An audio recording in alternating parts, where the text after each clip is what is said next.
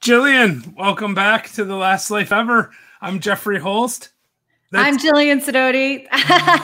And today we have the pleasure of interviewing a musician and an actor, and he's really just living the best version of his life. And we saw him posting on a Facebook group, and Jeff was like, I really want to interview this guy. And I said, why not? He looks like he's living a good time. So let's find out more. We're going to be talking with Marty Ray right after this. Help me, my brother, can you lend me a hand as I walk through this land of confusion?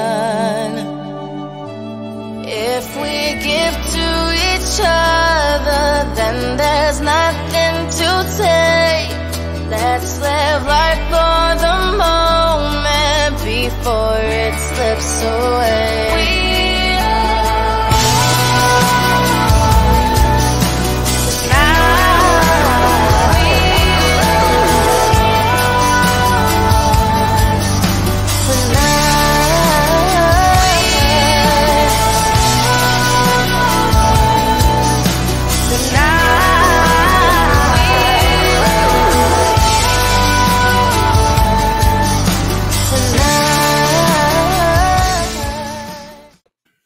Marty Ray, welcome to the podcast. What's going on, y'all? That's a cool intro. I like that. Oh, thank you. Thank you. So, Marty, I've been watching you online, and you have seemed to have made the best of coronavirus. Tell us about what you've been doing to kind of still be a musician while coronavirus is raging on. Well, my career kind of started online, so it's still online. And while everybody else was being forced online, I was already there. So it was kind of a blessing that God kind of built my career online anyway. So because we weren't able to do live shows in public for a while, we were doing a live stream show every once a month. So a lot of people were doing them once a week, but I was doing one a month. It was doing pretty well too. A lot of people were starving for some kind of entertainment like that. So that's what we were doing for a while. Oh, wow. That's awesome. So, and did you guys get a lot of viewers and what was the feedback like? Well, I typically get, in total, cycling through one show, we had 75,000 people that cycled through. That's awesome. Yeah, that's like a couple more than we get on our show.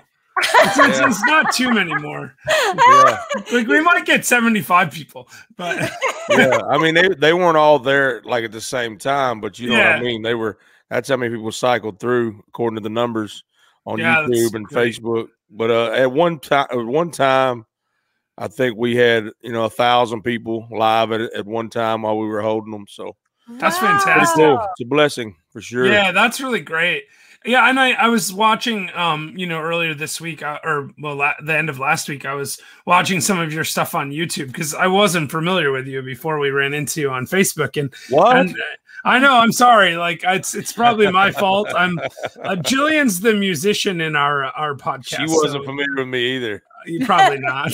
She wasn't. Yeah. But she don't have a beard, so she couldn't have been. Yeah. Well, she would look really funny with a beard, actually, I think. I like the beard, though. It had to take a couple of minutes to grow that thing. So for people that are listening on the podcast app, you should definitely check it out on YouTube or something so you can see this beard, or just Google Marty Ray Project and you'll find him that way. Yeah, too. You have to see this beard. It's something to behold. Yeah, really. When did you start growing that thing?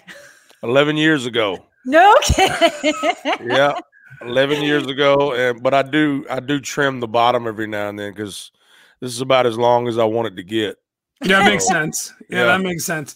Yeah, I've been growing my beard since Corona, pretty much. Although I shave it, trim it all the time. So I didn't have a beard pre-Corona. I don't know. I kind of went if I'm going to stay home all the time, I might as well grow a beard.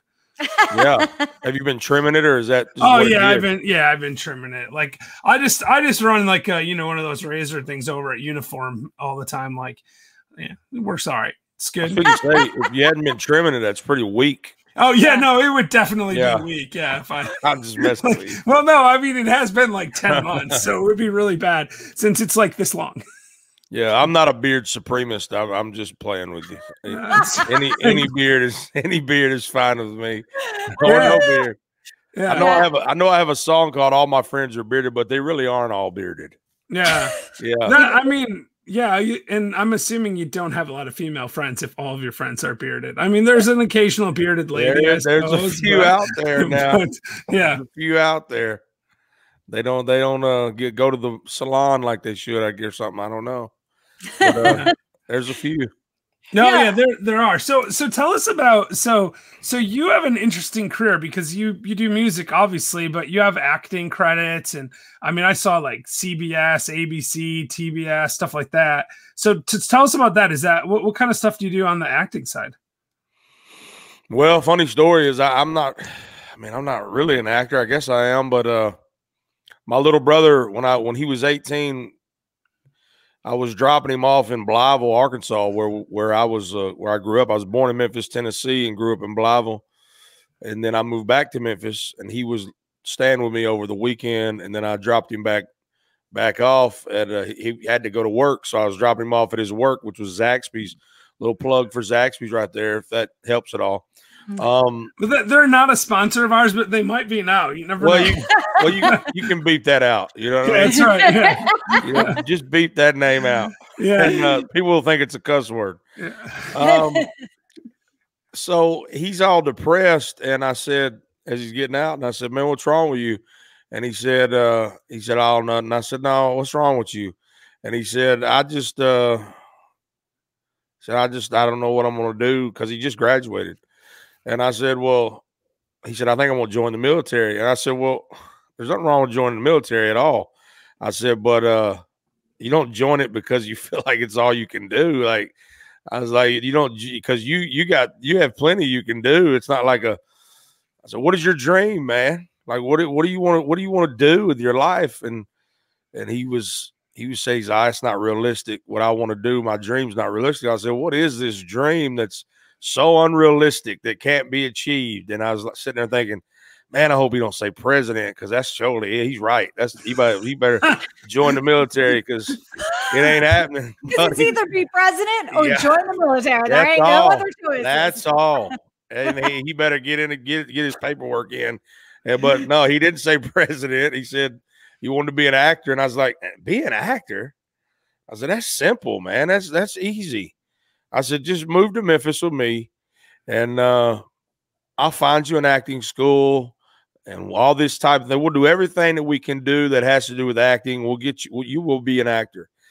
And so I started taking him to these acting classes in Memphis, Indie Acting Studio. Good friend of mine now, Forrest Pruitt. Another plug for you. I'm plugging everybody tonight. Who needs a plug? I'm plugging them. That's good. We're all about it. Text me now. Oh, there's PayPal. PayPal plug right there. So no, we go to the class, and I'm just sitting in the back and watching everything unfold, and I thought it was pretty cool, but I never did get up there and act with them or be taught by anyone until one day Forrest said, "Why don't you get up here, Marty?" And I was like, "No, I'm not an actor. I'm a singer, a songwriter." And he said, "Yeah, well, we're all something else." And I said, "All right, well, if you want to get me to get up there, I'm not paying you. I'm not paying you for today, but it's up to you if you want me to get up there." And so I got up there, and everybody seemed to love it. And it was very fluid. I became the character very easily, and it might have helped that it was a comical type character, but I became the character very easily, and kind of fell in love with the whole idea without knowing that it was something I wanted to do. It was something. I think I always say we're all actors, because if you think about being a child, when you're a child, you put a cape on and you really believe you're Superman or a superhero, right? And like when you're a child, there's nothing that whatever you say you can do, you believe you can do it. And then as you grow up, you're taught to believe that you can't. You should change those, and that's what happened with me. You should change those dreams and make them reality, because what your dream is not really reality. So if you want to be a superhero, be a superhero. That's what I say. Yeah. So I love that. And that is actually and I know you're like a huge fan of our show and probably have seen episodes. I've seen every episode. Yeah, the last one. I just finished it before I got on. Yeah. Oh man, it was good. That's good acting. Yeah. That's good acting. Yeah. So I didn't know. I thought everybody listened to this show. Yeah, no, that's right. No, well, I think most people do. There's a couple people that we want to reach still, but most people do. Elon Musk, Jeff Bezos. Yeah, Elon Musk was just on Clubhouse last night. I know. Yes, I know. It was really phenomenal, actually. You were on there? They crashed the app though. Like all the rooms were full, even the overfull rooms. So you had people with two phones, like they'd be in the room and they'd be rebroadcasting it on their other double phone. Moderators. Room. Yeah, those people gaining the system. Gaming, getting more followers. I thought, to be honest with you, I listened to it for a while, and I'll be honest, I thought it was boring. So I can see that. The last part was the best part, but it was like super late. It was like 3 a.m. here. And I was like, all those West Coast people like Elon Musk and Jillian, they live in a different time world than us. I was asleep. I knew the minute he announced it on Twitter, I ain't getting in that room. I'm going right to bed. She's smart. She's smart. Smarter than us, apparently. Yeah. Y'all are on Clubhouse? Yeah, we are. Yeah. Okay, y'all. I'll check you down. I'll track you down for sure. What's your handle there? At Marty Ray Project there too? That's right. I'll find Marty you. Ray Project everywhere. We actually have Jeff and I have a good story about Clubhouse real quick, if you'll indulge me. Neither of us had an iPhone. We both don't like iPhone. And we got iPhones just for the purpose of getting on Clubhouse. Wow. Yeah, in fairness, when she says we got iPhones, what we mean is we bought old used iPhones and use them on Wi-Fi. Like we don't actually use them as our phone. No, this is my real phone. I traded a $25 Starbucks gift card for a broken iPhone 7. Like literally the screen's cracked, but I'm like, I can use it for Clubhouse. It's fine. Traded. That man's a barter king. That's right, man. Like, that's what I do. But hey, so I got a little distracted. Gift card. That's crazy. Well, I love what you were saying right before this because what I was starting to say about our show is really about helping people realize their dreams and about following, finding their life's purpose. And what you're saying follows exactly what we always say, and that is that society is sort of conditioning us to like live one way, but we really should just do the things that we know we should be doing. We should be living a good version of our life and not the society version of our life. And it's a hard thing to do, but it sounds like you're doing it. So like, do you have any advice for people who feel like they want to be doing something, but they're afraid, or they're, maybe they have bills to pay and they're not sure how to do it without paying their bills? Just don't pay the bills. I mean, that's one strategy. I suspect forget about those bills. Let them pile up. Do what you love, man. No, I'm just kidding. I had to pay bills too. Everybody has to pay bills. I call my people and myself projectors, like, because anybody that says, okay, God put me here to do something, I have this creative thing inside of me, because we're all created in his image, and that image is of a creator. So we all are made, we feel the inherent desire to create even when we don't do it. And that's why I think that depression sets in on so many people, because they're not creating nothing. They're not producing anything. And then you look and you go, well, no wonder. You're sitting in your house and you're consuming everything that everybody else is creating, which there's nothing wrong with consuming that. Somebody needs to watch it or listen to it or things like that. But it should, if it doesn't spark you, I hate songs that don't spark you to do something, right? Even if it's cry, right? Even if it's just to cry, you're doing something now. So, and I make people cry a lot, I think. So, or they want me to shut up. So, I cry constantly. So I'm sure if I watch too much, can you cry right now? I don't. Depends on how mean you are to me. I don't want to be mean. Jill, no, Jill, can you be mean to him? I'd rather not. Jeff doesn't take well to people being mean to him. Oh, come on. That's why he stopped being a lawyer. Actually, it's true. So we both quit practicing law, but I'll tell you that the thing that bothers me more, like if I was really going to be upset about something, is actually when people attack my friends or family. It matters a lot more to me if someone criticizes Jillian than if they criticize me. So if you really wanted me to cry, you have to say something mean to Jillian, and then I would kick you off the show. So don't do it. No, I would never. Yeah. Jeff's, you don't want to be mean to Jeff, because Jeff is like, he doesn't want anybody to, be hurt. But, it's so funny. I feel, I hear so much of what you're saying, and I just want to yell, yes, yes, yes, while you're saying it, because I went to law school because I was on the road with my husband, who's a musician, and we had started a record label, and we did everything wrong. And he had all of these like almosts, right? We had huge record labels coming to his shows, and we were opening for these huge bands. And he was by the outside looking in, he was doing great, but we didn't have any money.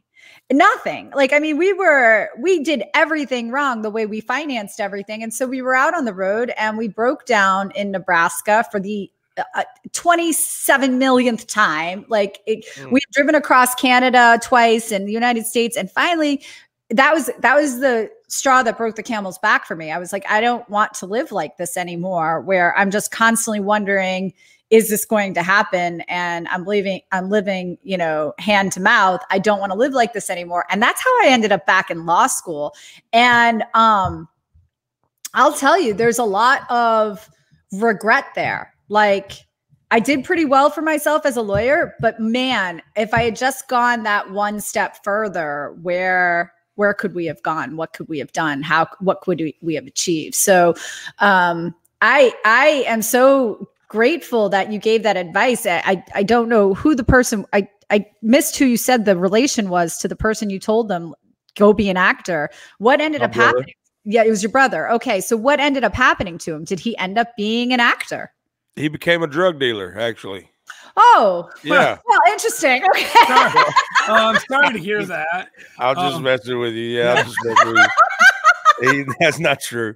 No, he was an actor for a little while, and I still every now and then I reach out and I say, man, because when they grow up and when they really grow up, like he was 18 then, but when they get out from under your wing, they kind of lose that influence of positivity and that guidance. Because he's a very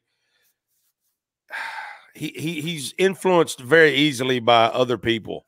So whoever he's around, they influence him. So if somebody around him, he takes a liking to him, then he becomes like them. He's kind of like a chameleon, and I don't like that. That's not good for him. Mm-hmm. But when he was around me, it was all about let's create, let's write, let's do these things. So he doesn't do that as much now. Now he really works in a factory, and there's nothing wrong working in a factory. He makes very good money. But like back to what you were saying a while ago, Jeff, you said, how do you got to pay bills? Well, a projector, to me, a creator of any kind, somebody that is somebody that, even though they got to work this job now, they are still creating and producing for not having to work this job if they hate this job later. So, and even if they never get to, even if they die trying and they always work, even if you were always a lawyer, but you always were doing something forever trying to not be a lawyer, you still did right. You should die happy because you gave it everything you had. That's all it is. Mm-hmm. See, I like that. So I never think about it that way. I'm always like, just freaking quit your job, like get it over with. Like, but it's you're the guy that's like, just don't pay the bills. Yeah. Well, the thing is, no, it's kind of relatively easy for me because it's easy for me to say now, oh, just quit your job. But that's because I can pay my bills and I don't have to have my job anymore. If I couldn't pay my bills right now, I'd have a job. I know that for sure because I don't not pay bills. Like that's the first, that's one of my first rules in life is make sure I pay my obligations. So well, I would hope so. I would hope so. Like it's one of my first things in life is pay my electricity. I mean, I have made a vow to do that. So it's a solid strategy, my friend. It is solid. And you add right into that groceries. That's some good. That actually stuff. Might even be more important than your electric bill. I think it is. It is for me, Jeff. I know that for sure. I would let the electricity go out before I didn't buy me some groceries. Yeah, that's exactly right. So, all right. So why don't you tell us about so you said you were doing these online once a month things for a while. Have you stopped doing that, or are you still doing the monthly shows? We still plan to do one. I've actually planned on doing one every month indefinitely, but Nice. we've been doing so many other things here lately. Been trying to get this album out that was supposed to be out a year or two ago. And it's just there's just so much that, and then I have my own podcast and the Marty Ray Project chats. There's another plug, Jeff and Jill. That's okay. We're gonna allow you to plug that. So don't beat that one out. The Marty Ray Project chats. No, we will not. Marty Ray Project chats, and they can find that wherever podcasts are. Wherever podcasts are heard. That's all right great. And what do you? So let's talk about that for a second, as long as you bring it up. So what do you chat about on the Marty Ray Project chats? We just bring in as notable as a celebrity that we can get in whatever spectrum that they're in, meaning all spectrums are in entertainment. It's we've had DDP from WWE, or WCW rather. We've had Bert Kreischer, the comedian. We've had Daryl Worley, the singer. We've had actors, Martin Cummins, who is the sheriff on Riverdale. So and we've had songwriters and just all these people that are from all these different realms of entertainment. And we try to bring them in and talk about, let it be like a casual conversation, kind of like what we're doing now, and let people be a fly on the wall, but maybe find out what these people are like outside of what the people know on if you can even believe that somebody would actually be themselves on a show like this. Would I actually be myself? I am, but that's up to the audience to believe whether I am or not, because this is media. Yeah, and we've had some chats with some relatively famous people. I mean, maybe none as famous as Marty Ray Project, but is there anyone? It's hard to imagine. You're welcome. We appreciate you being here. But I agree with you. Sometimes when we've had conversations with some people, after you're talking to them for a few minutes, they start to relax and sort of share their personality, and it's very refreshing. That's one of the best parts about a long form interview medium like this, is that you can really just chat with someone. Yeah. I hope that I was relaxed from the start and that both of you loved me right off the jump. We did. Even when it was off. No, I 100% do. I actually have a question I got to get to, which is about Jesus. You talk about Jesus a lot, Mr. Ray. Tell us about how, have you always had Jesus in your life, or was there a moment where you found him, and when did you start incorporating him into your music? I grew up in church, in an apostolic Pentecostal church. I don't know if y'all know what that is. Yeah. Are you like holding snakes? Oh no. Heck no.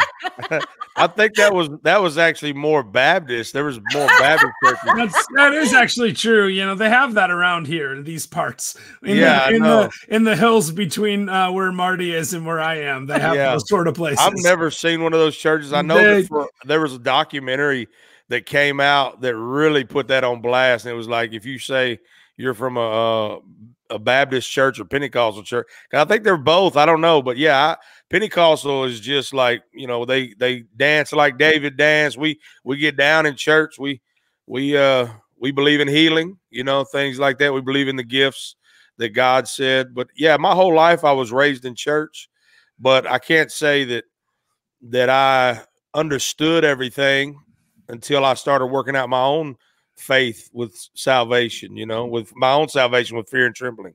So I started digging into the Bible, into God's word about around 18, 19 years old, and really started ingesting that in. And I've been doing that ever since. And it's when you read something like when Jesus said, love others as I've loved you, and you trace that word love back to its root meaning, and it means breathe for others as I've breathed for you.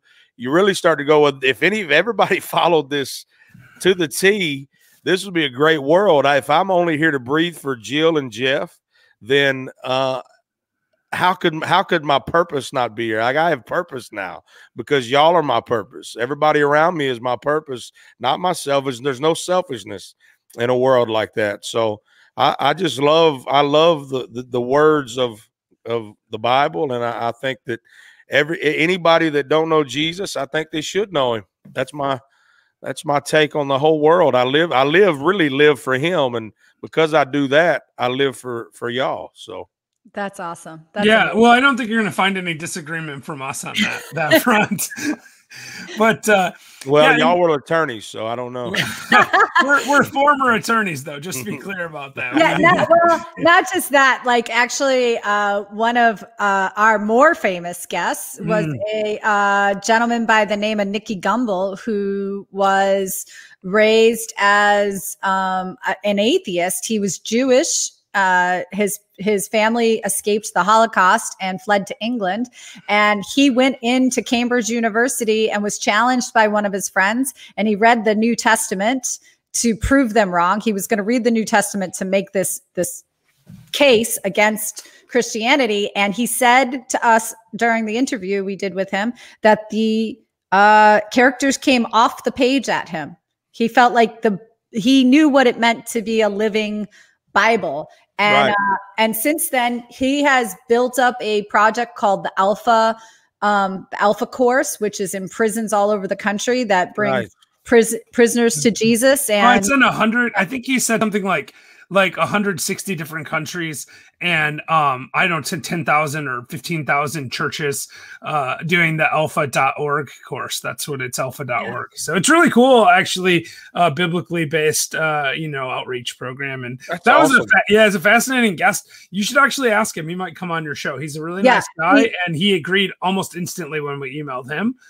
Send me his info. Yeah, I will do that for sure. Yeah, and that was just awesome. So I always find it fascinating, no matter what the profession is, if you're using your profession to bring a message of any kind of hope, whether it's Jesus or some other hope, I am just always fascinated by that and in love with that, and just want to hear more about that. So that's why I ask you about your music and how you incorporate Jesus into it. And have you had any feedback from your audience on the message? Well, I'll tell you, I don't really talk about this a whole lot, but there's been times when many times actually, when people will message me and it'll be a message to something to the extent of, your music saved my life. And then they'll go into how. And then when they go into how, I'm in tears, because they'll say, literally, they had a gun to their head and one of my songs came on and they put the gun down, and something told them to put the gun down. And I go in to tell them, I said, look, that ain't me. That is the Holy Ghost singing through me. That's not me. I am just a vessel for Jesus. And then I start praying for them and telling them that that this world needs them and God has a purpose for them here.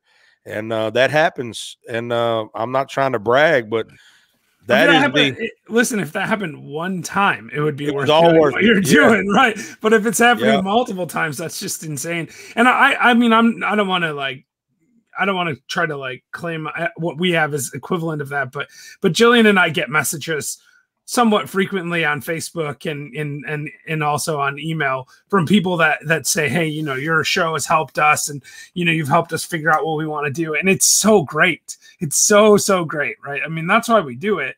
I assume the same for you. It's why you do what you do. I do it for all the money we make, Jeff. Oh, well, and you heard all these ads that's been running through the post show? It's true. It's unbelievable. Golly, man. Yeah, quit acting, bro. We're gonna have to start charging our guests because we're so famous now. So. Really? Hey, funny story, quick story if you have time. We do, yeah. I tried to get Evander Holyfield on my podcast, and because I'm a huge Evander Holyfield fan, and I messaged his people, and I emailed his people, and they emailed me back, and they said, we would love to do it. How long is it? Yada, yada, yada. What's the honorarium? Right. And I said, what in the world is an honorarium? Yeah. And I went and looked it up. And this is apparently y'all might know y'all are lawyers a lot smarter than me. But the honorarium is apparently a fee to get somebody to come on your show without them saying that they got paid to be on your show. And I was like, no, we're not going to pay you anything. But man, well, I said, next time. I said, let him know that I am a fan. I was rooting for him when the whole world was against him and they thought he was not a good champ. I was one of the ones that thought he was. So, and they go, okay. Yeah, well, Jillian and I will come on your show for very low honorariums. What's y'all's honorarium? Well, we're good. I'm gonna write it down on a piece of paper and slip it across the table. Yeah, we don't like that to be out in the public, so we can't share it with you. We're very private people. Write it down on a piece of paper and put it up to the camera right now. Yeah. And then I'll write down a number and put it up. We'll go back and forth. I bet our number will be the same because mine's gonna start like this. Starts with a 0. It does, yes. Yeah, that's nice. It's 6 zeros. Oh, with yeah. no other numbers. So I just want to, I want to throw up, we'll end here soon, but I do want to throw up some of these comments. That's amazing. People are loving what you're saying. This is so good. God is good. Yes, he is. Wow. What an incredible gift, talking about your singing and your outreach through your music. And Mike Flowers, who I have to just shout out Mike Flowers. He runs a mission in South Dakota, right? North Dakota. Actually. North Dakota. Yeah. Sorry. One of the Dakotas. I always screw them up. One of the Dakotas. And he had a calling from God to stop his very well-paying job at Walmart. He's like Walmart corporate security. And he ended up selling everything, burning the ships, and moving to North Dakota to participate in this mission. So, they've been there like 15 years now. Congratulations. He was a guest on our show also. Great guy. But listen, we really appreciate you coming. We're sorry that it went so fast, actually. I don't know how it was for you, but this went really fast for me, Jillian. It did. Yeah. So it's good to me. I can talk for hours and it don't bother me. So. I do it. Well, maybe we'll have you back sometime when we've scheduled more time, but I really appreciate you coming on, and your story is very inspirational. Is there anything you'd like to share with our audience before we jump off here? Well, first of all, thank y'all both for having me. You're gracious and awesome host. And I hope the Last Life Ever podcast becomes the biggest podcast in the world. I really do. Second to the Marty Ray Project chat. No, I want y'all always above me. Okay, you can be second. We'll be number one. That's there you go. Yeah, all right. Y'all, it'll be Joe Rogan. We're coming for you. That's right. It'll be y'all, me, Joe Rogan, and then probably Tim Ferriss after that. So no, he quit. He quit by then. Okay, all right. Yeah. So it's gonna be a little while before we get there, is what you're saying, or is he gonna quit next week? I'm hoping it's next week, Jeff. I really do. Let me just say real quick, anybody that does listen, I said that like nobody listens to y'all's show. I apologize. There's dozens of people listening right now. Live. Everybody that hears this show, please go sign up for the mailing list at martyrayproject.com so that I can have a direct line of communication with you if you're interested in anything I do. I'm signing up right now. Thank you. Yeah. Can we get Jill to sign up? Oh yeah. She'll do it. I'm actually already on the website, so I'll do it right this second. Yeah. Boom. And then also follow me at Marty Ray Project everywhere, even Clubhouse now at Marty Ray Project. And listen to our podcast. Give it a listen if you like to hear conversations that are kind of funny and never really too deep, but sometimes kind of deep. The Marty Ray Project chats.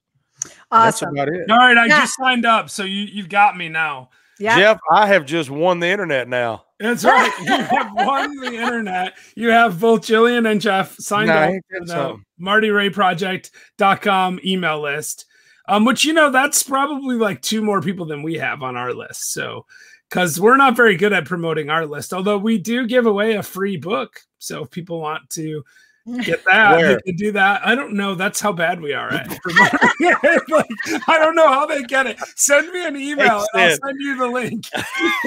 We're working on that. Said, we do give away a free book if you join our mailing list. How do I join? I don't know. Yeah, I'll send you the book. You don't even have to join the mailing list. I'll just send you the book, Marty. It's fine. I'll just send it to you is what I'm saying. I don't want nothing from you. Absolutely nothing. Not even your email. I don't even need your address. Yeah. I'm going to mail it to a random address and tell you where it's at. Actually, to be honest with you, we have the free books and ebooks, so I would email it to you, and I already have your email address. So email it. Yeah, so we're good there. I'll send it to you. It's called Discover Your Life's Purpose. I feel like maybe you've already figured it out, but hey, you know, I don't believe that. I don't know about that. I think we always have a new. I think it's real quick. It's like the talents, right? You when you start using the talents, you multiply them. God honors effort, so he multiplies your talents. The same with acting, and now I'm writing an article. So these aren't things that I ever grew up saying I could do. All I could ever do was sing. So here I am multiplying. You know, you just keep doing it and you just keep getting better. That's the secret to life, I think, is just keep following your purpose, and you just keep, everything just gets better all the time. It's amazing. All right. Well, listen, we really have to go, Jillian. We're running up against a hard stop here. Yeah, y'all got to get out of here. God bless. We actually do. Thank you so much for being here, and we will we'll definitely keep in touch because you've been amazing. So I love both of you. I love you to death. We love you too. We love you too, and everybody stick around, and Jeff and I will wrap up the show.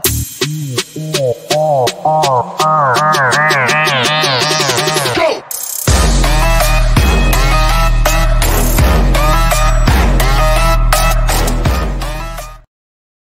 Well, that was awesome. Oh my God, he was so fun. And yeah, no, I wish we had more time. And like, of course, we have a hard stop today because we had a poll and I had to go back to school or something. Yeah, and my class started 1 minute ago, so we got to wrap this up too. So everybody, thank you so much. Make sure you check out the Marty Ray project. And Jeff, what do you want to remind everybody to do? To live the best version of their last life ever. Bye.